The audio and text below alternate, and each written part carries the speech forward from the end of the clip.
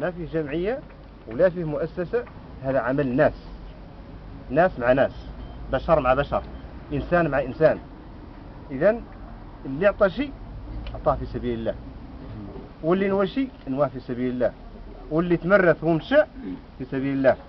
اللي نطلب منكم عنكم يعني يكون واحد تفاهم، واحد الروح ديال الأخوة. ما يمكن عني أنا نعود ماشي في عمل إنساني وأنا قاعد ما يتفاهم مع ناسي، هذا ما خاص يكون. ثانية راهم المناطق كاملة شاركت، جميع الجهات والأقاليم شاركوا كلها باللي قد.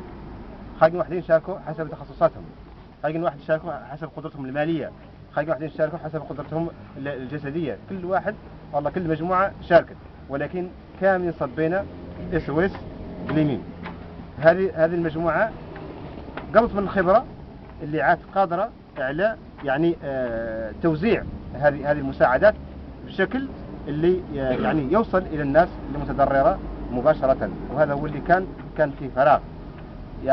جميع الجهات سواء رسمية ولا غير رسمية عاد أي حاجة جابتها تطرحها عند الإخوة في قليمين. أنا يعني التجربة ديالي أنا والأخ فريقين وقفنا على هاي الأمور وضيكت إياها يوم يتواصل معهم.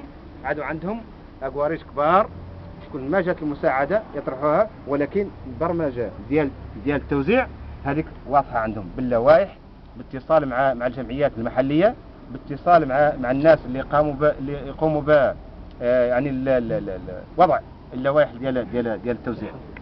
إذن هذه فرصة باش العيون كذلك تستفاد من هاي التجربة. لكن نحن مشينا المرة الأولى اللي اثنين الحمد لله ذاك 20 واحد ماشية، بغيناكم تجيوا معاكم قيمة مضافة.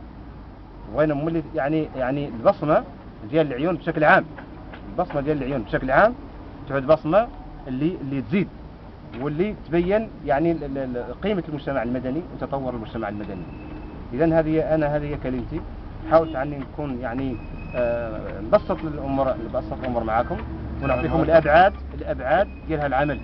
إذا عاد احنا بغينا نوصله بعيد من هنا، إذا عندنا حد اليوم راه حد اليوم.